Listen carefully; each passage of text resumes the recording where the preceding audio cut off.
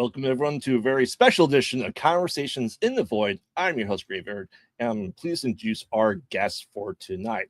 They are making a movie about Unholy Cheese, a cheese horror comedy about cheese gone bad, and the nun that is hell-bent on saving the city of Rockview from the Unholy Cheese will need help of the ragtag group of misfits to do so. Please welcome the crazy masterminds behind Unholy Cheese. Please welcome to the show, Nick Hoehn and Joe Eccles. What's up, everybody? How you guys doing tonight? Oh man, never better. Awesome. How you doing, Joe? Oh, is he frozen? Joe, you frozen? I can hear Nick. Oh, you can't hear me? Can you hear me, Nick? Yeah, I can hear you. Okay. Weird. Nick, you're the only one I can hear. Let me check his mic settings. I think his mic settings are fine. Okay. All right. Well, we may have to have Joe come off and back on, but before we get into that, let me just message him real here in the private chat. Let's see here. All right. You guys will see the private chat there. Cool. All right. So, yeah, sorry for someone we play. That's my normal stream. But I'd like to talk to you guys a little bit about horror here. And Nick, do you recall what your first horror movie was? My very first horror movie was Leprechaun. Okay. It was way before I should have ever been watching it. I was over at my buddy's house, and his dad had no idea what we were watching on TV, and he came in the room at the wrong time, and Warwick Davis has forever been in my heart forever. So Leprechaun's one of my favorite film franchises of all time. Oh, I absolutely love Leprechaun I can still only hear Nick. Oh, Nick, you want to tell him just to exit and come back in? Joe, exit and come back in real quick, dude. That's weird. I've never had anyone not be able to hear me. But yeah, Leprechaun, like do you follow the entire franchise, even with the newest one that came out a couple of years ago? I did. I mean, the newer ones were okay, but once you stopped having Warwick Davis in it, it just doesn't. And I mean, to end it with Back to the Hood, like that was the perfect send-off for the Leprechaun franchise, and it should have ended there. But I mean, yeah, I mean, we had the WWE one with Hornswoggle, right? Yeah. Are you able to hear me now, Joe? I hear you, yeah. Woo! Awesome. So we're just talking first horror movie. So, and Nick's was Leprechaun. Joe, was your first horror movie? Oh, man. As a child of the 80s, I know the first horror book I read was Pet Sematary. I know that for sure. Movie-wise, it was probably either Friday the 13th or Children of the Corn. Oh, iconic. Yeah. Yeah, I love both of those to no end. I mean, I do have Jason right there. No Children of the Corn tattoos because we're in the Midwest and it's scary. That's too real. Especially being from Indiana, where there's a lot of corn and a lot of pissed off children. Yes. But yeah, those are great ones. Like I said, for me, my first one was Jaws, and I distinctly remember my parents let me watch it at 3. Oh yeah, that makes sense. Yeah, and then they're like, I was terrified of the water, and people are like, why? You don't live by the ocean. I'm 3. I didn't know that there's no sharks in the lake. You know, and it's even to the point like in 1991 we went to like Universal Studios, went on Jaws the ride, and of course the shark came right next to me, scared the crap out of me. But yeah, I came full circle. I actually got to talk to the writer of Jaws the movie. Oh dang! A year ago. Yeah, really awesome guy. Really awesome guy. Well, some good accolades you got going on. Yeah, I have his number. It's really weird.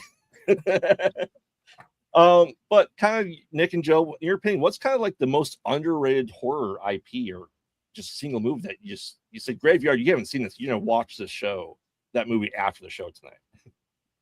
Oh boy. Joe, you want to go first on that one? The two for me are Bubba Hotep and Shaun of the Dead. Mm-hmm.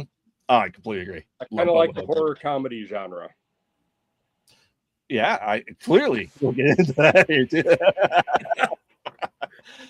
How about you, Nick?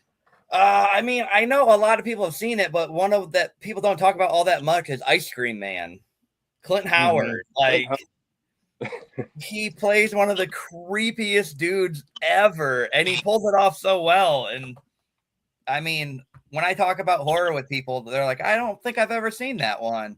Or Intruder, which is one of my favorite because it's a horror movie set in a grocery store, and we both work in a grocery store. So, I mean, when Dan Hicks comes around, you gotta watch out. So yeah, I said Intruder's great. Yeah, it's love you guys' underrated movies. Yeah, I excited. So on the flip side though, what's the most overrated IP or franchise or just single movie that you just don't get the appeal for? oh man, deep cuts. All right. For me, I would probably say like people are gonna bash me for it. Hostel or Saw. I was gonna say Saw. I think Saw for a franchise is overrated. The first one was great. It had a really cool premise and it made you think. And then everything after that, they just went, how much can we just torture people and really mess with someone's mind? And in the same regard, Human Centipede, like the whole torture porn area of genre of horror, that just needs to go. Yeah, I like gore, but yeah, it's something that my co-host and I have discussed many times. It's like because America in the late 90s went like PG-13 horror hard into it, right?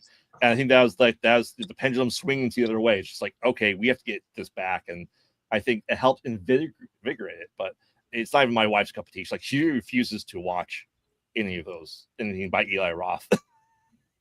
yeah, and I mean, and nothing against Eli Roth. I mean, Cabin Fever is one of the greatest horror movies ever made. Like, some of his stuff that he's done is great, but once he started going into like how bad can we pervert everything, I'm like, nah.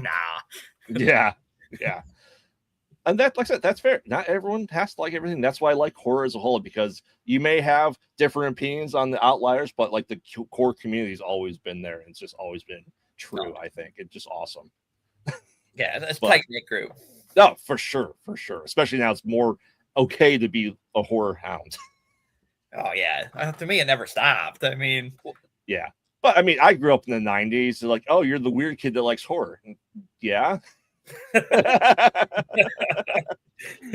You want to be like Michael Jordan? No. Yeah, I mean, Michael Myers, maybe not Michael Jordan. Exactly. So, guys, let's get into Unholy Cheese. So, how did this come to be? Where this idea has come from? Take it away, buddy. All right. So, Nick and I work together in cheese, and myself and another coworker of ours made a couple short films. And the next idea was to do a cheesy horror movie involving cheese, and it just kind of snowballed from there. Okay. Well, you also left out. So they did a short film with Stephen King, part of his $1 billion Babies program. Dollar babies. Yeah. You could buy the rights for $1 and spend $1 on the movie. Correct. Yeah. Doesn't have nothing to show for it because Stephen King owns the rights to it. But we did do that. Okay. And I feel like that's what got him into the kind of the horror bug. And I mean, then it kind of snowballed from there because we're just like, how weird can we make a movie? And then we both kind of were thinking, we're like, I've seen pretty much almost every horror movie, and I've never seen anything that is a cheese themed horror movie. So we got something that, ponder that one.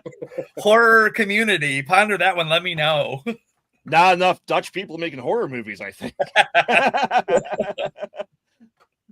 So Joe, you started writing in the past. Like, what, when did this idea come to, and how long has this journey been for you guys so far? It's been about 3 years now.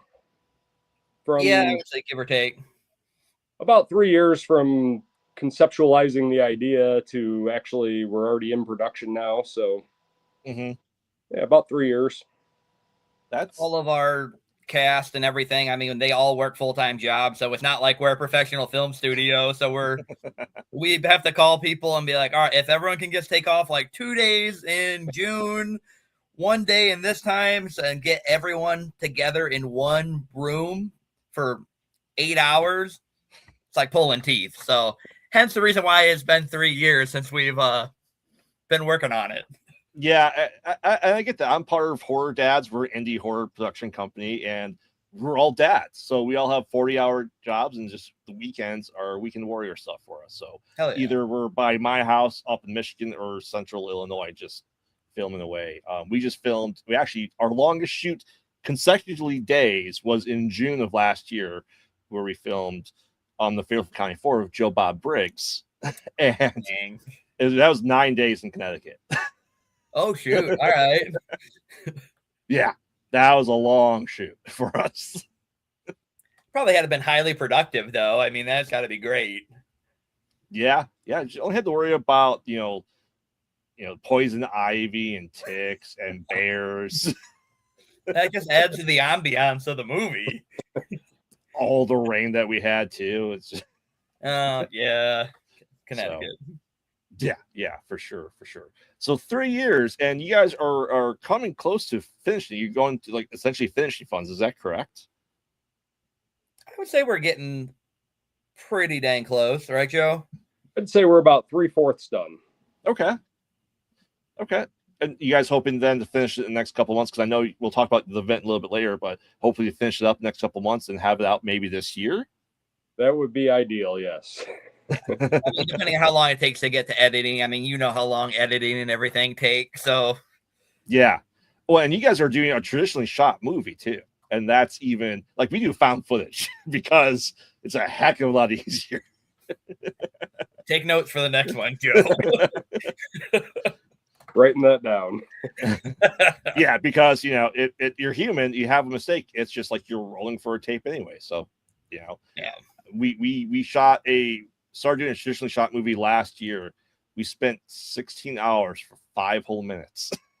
Yeah, sounds about right. That math adds. Yeah.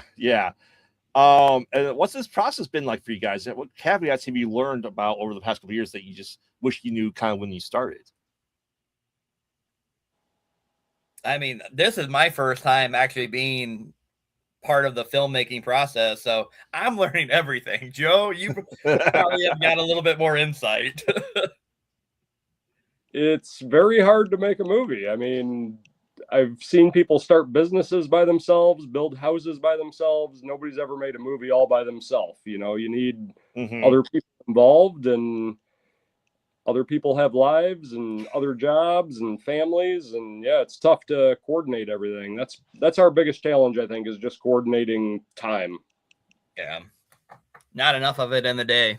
No, there's really, really not. And like I said, you guys are working on this. Have you thought about going cons or these in film festivals and kind of down the line with anything in the works? Hopefully, yes. Yeah, I mean, I've been reaching out to some film festivals and different Comic-Cons, and they kind of say the same thing. And once you get a little bit further down the line, you have more stuff you can show it. But yeah, I mean, we definitely plan to hit the circuit hard, and the world needs more cheese horror. So, I mean, I don't disagree. It's our duty to share it with everybody, Yeah. Like I said, even smaller cons are great. I can tell you that right now. It's a lot of fun. Now, is this going to be like a full feature length, or is this going to be a short film?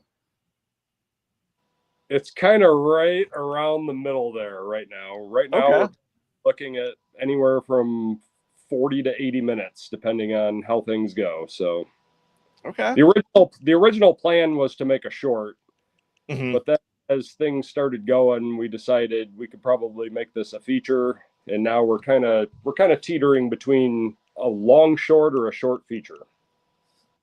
Okay. I don't want to spoil anything, but anything leftover ideas, just make the sequel. There you go. Right? I mean, the whole food horror universe is kind of untapped. So, I mean, we do have potential to go. Oh, I think so. I mean, I know someone that makes the deep fried universe. Okay. And yeah. It's it's like Lumpia and Lumpia's Revenge and all that stuff. It's all food-based action movies, actually. I have to watch that now. That's awesome. Yeah, for sure. And how did you determine what cheeses to be the unholy cheese? Is there something that's just so bad that you made it the unholy cheese without spoiling anything? Well, there is no bad cheese out there. We kind of picked a style of cheese and we kind of made it up to a degree, only for the fact that we didn't want to say, okay, we're going to use a traditional Gouda or we're going to do a brie. And then that way, all those people are now attacking us because, like, how dare you bastardize brie and cheddar? So, I mean, we loosely based it around like an Alpine style cheese. So that way, no one can truly get pissed off at us. And we can be like, we made this up. Movie magic. Okay. I like that. And I'm assuming, are you using a real cheese all the time, or do you have some cheese props you're able to find, if even possible? Oh, no, we have cheese props. Custom made? So actually, the cool thing is there's a lot of cheesemakers who they make dummy wheels. So that way cheese shops can display the fake wheels of cheese, and that way people can kind of see what they look like. Mm-hmm. So we're both in the industry, so we're friends with a lot of distributors and cheesemakers. And when we made the call of, hey, can we get a fake wheel of cheese so we can kill people with it? And they're like, oh yeah, 100%. Like Joe went up to the distributor, picked it up, and it's a magic ever since. Oh, that's impressive. I that's a niche find right there, because I have enough time finding stuff just for the horror movies I'm making. They're standard props. Oh man, I mean, how I said, without spoiling, how gory do you envision this being, with it being a cheesy B movie? A lot of blood, akin to like maybe Evil Dead 2, like gratuitous blood. Mm-hmm. Or, I mean, it's not a couple jump scares, but it's not gonna, I don't know, it's not gonna frighten anybody, I don't think. I mean, maybe how bad it is, but also how good it is. Our acting might frighten people. I mean, and speaking of acting, though, are you guys getting people local to the Chicago area? And like, have you put feelers out, or just kind of going with friends and family? Mostly friends and family. It's almost all people we work with. Okay. You know what, though? That saves on the budget, quite honestly. Oh yeah, we always tell people, like, once we get rich and famous from it, then we can talk about paying you. But until then, I can give you cheese off of my food truck. That's about it. No, that's really cool. I know some that made people in the audience of the Found Footage Festival part of their movie to be in a found footage movie. That's awesome. I mean, I would, if I had heard you need someone to be killed by cheese, I would have said dump 10 gallons of blood on me easily. It's never too late, man. We can get you a movie. We have a spot. I'm just saying, like, I was in the last 2 Julys ago, I was in the makeup chair for about an hour and a half, 2 hours getting work done for my death. It was the most I've ever had. I love it, especially at the end of the movie, like, because there's body piles, stuff like that. Like, everyone's like, "Oh, don't get blood on me." I'm like, just dump it on me. I don't care. Just go ahead. Oh yeah, I remember we were filming for our teaser over at Windmill Acres in Beecher, and I do believe Joe took a 5-gallon bucket of blood and just threw it on me. And I mean, in the eyes, on the hair, everything. It was just, I'm like, oh, cool. I'm going to be blind from fake blood now, but also best day of my life. Now, Joe, are you using your own recipe for your blood? If so, may I ask what you use? Well, we've used a few different things. I think we're going to shy away from the corn syrup because that's incredibly sticky. All the Party Cities went out of business recently, so I scooped up all the fake blood from there that I could buy. So okay, that's what now is the Party City pints of fake blood. There you go. I mean, you should make sure don't waste it and sell it. Use Party City blood. I mean, ooh, all right. That'll be on the merch table. Exactly. That's awesome. Now, do you guys have, once this is all done, do you have a sequel in mind that you kind of came up with along the way by chance? Not really, no. We're just trying to finish this movie. That's fair. You never know what the future holds. I mean, at some point in time, you got to have killer wine to go with your cheese. Here we go. All right. Awesome. Yeah. Yeah, it's great stuff. Like I said, I love movies. And what's kind of been like the most surprised part of making this film for either of you? You just like, what was the best thing you learned while on set? The biggest surprise is just how many people are actually interested in helping us see this to fruition. Like, yeah, that's what I would say also. I mean, the amount of people who've helped us along the way, our Indiegogo campaign supporters were really awesome. And the amount of people who just are like, yeah, you can throw fake blood on me. You can stab me in the neck. We'll lay in a pile of bodies, mangle up. I'm like, you're not even going to bat an eye. You're okay with all of this. I'm like, oh, hell yeah. I guess make it look cool. So the support of our fans are really freaking awesome. Yeah, that's good, though. That's good. Yeah, we had one of our films a couple films ago that our guy couldn't come down from Michigan, and the 2 actresses didn't show up for the weekend of filming. So I told my wife, "You're now in the movie," and I had to be the killer.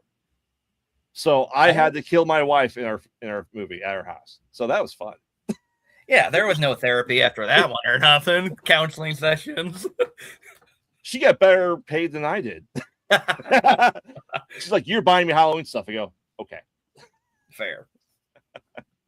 That's awesome. Yeah, it's awesome that you, especially your customers and your fans, are just like able to jump in there, because that's always kind of been the biggest piece, is getting the larger crowds. And I know you guys are working on something for that with your event that's coming up. Can you tell us about that? Yeah. Oh yeah. Well, one of the big scenes in the movie was kind of like a farmer's market scene with a lot of people and food trucks and cheese and whatnot. But Nick and I, besides this, were talking about doing a beer and cheese festival. So one day we were sitting at Harold's Chicken, contemplating life, and we decided to combine the two into one. And how could we make a legitimate beer and cheese festival that was also a scene in the movie? And that's what we're doing. Yeah, that's pretty cool, though, that you guys are selling that. When's that event? So I have an info, but I want you guys to say it as well. So Hops and Way is going to be on April 11th in Beecher, Illinois. It's unlimited cheese samples, unlimited beer samples. We've got cheesemakers from all over the country that are coming out.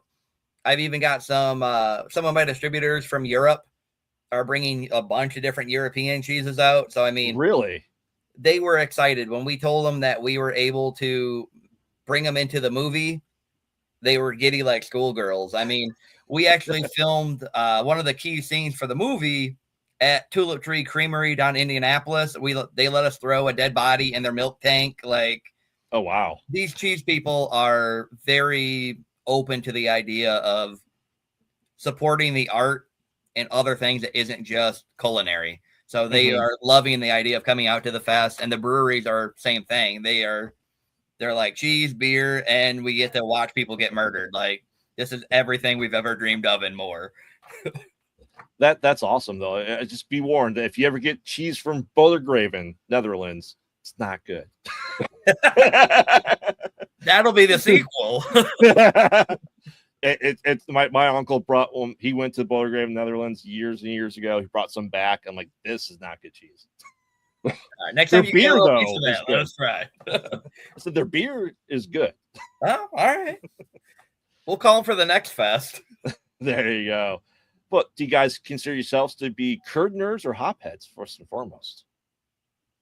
I'm a curd nerd through and through. A little bit of both. A little bit of both. Yeah, cheese and beer is just great together. Yeah, I mean, it's peanut butter and jelly. It just goes hand in hand. Exactly. If you don't like cheese and beer, I don't know if I want to be your friend. Like that's my DNA. Yeah, that's your litmus test. Like, oh, you don't like cheese? I'm afraid you have to leave. Yeah. Just slowly shut the door and walk out.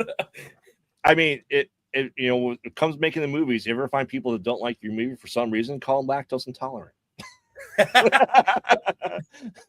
I'm writing all this, Tom. This is great. All right, Nick, we're gonna get some roundup questions. We're just about that time. So, when it comes to movies, do you prefer practical or CGI? Practical all the way. Mm-hmm. Especially with indie people, we have to do it. Well, yeah, I mean, besides it being $1 million for CGI, practical just looks all that much better. Yep. Give me puppets. Give me all of that. Don't give me a green screen man. No. Although behind the scenes of that stuff is hilarious. When someone's trying to be like a dinosaur and there's just a guy going like that as a puppet. It's funny though. I just want to see a movie just shot like that.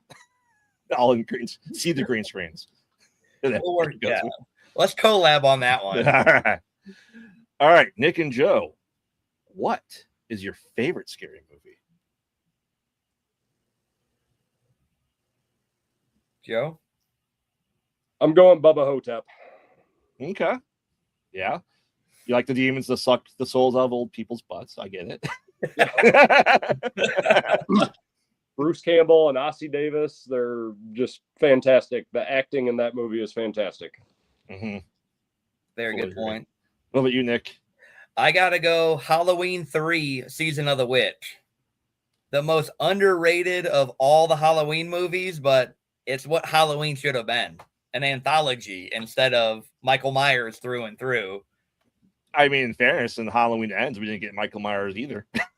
Sure. I don't even like to pretend that movie exists, though. Yeah, it runs its course. Like I said, I thought the first one of the trilogy was pretty strong. And then what bothered me the most is Laurie Strode had 3 friends die 40 years ago and is sheltered. Next movie, her daughter gets killed. And next year, she's like, everything's fine. Yeah. Yeah. The show must go on. Exactly. I just watched Scream 7 recently, too. I'm like, no, Sidney Prescott needs to be living like Laurie Strode did. But she's not. That's another franchise that should have ended way sooner than what it did. But that's for a different show. No, we could talk about Scream 7 all day. I have many, many thoughts on that, and how it's the worst one.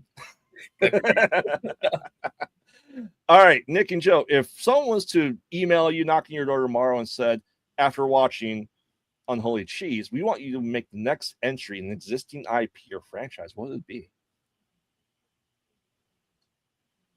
An existing IP? Mm-hmm. I'd go Squirrel Girl. Okay. Who is your Squirrel Girl? Is it Anna Kendrick still? I don't know. But okay. It hasn't been done yet, and it probably will be done. So why not let us do it? I mean, Squirrel Girl needs to be a B movie. I agree. Kind of like Howard the Duck. Exactly. Yeah, I like that. I like that. What about you, Nick? What would your ideal entry be? Oh, man, that's tough. That's hard questions, I know. People are probably going to kill me for it, but I kind of want to see another Back to the Future. Interesting. I mean, the 3 are iconic. They're fantastic, but I think some fun stuff could be had with that. And I think they would both be okay with having it if it was done right.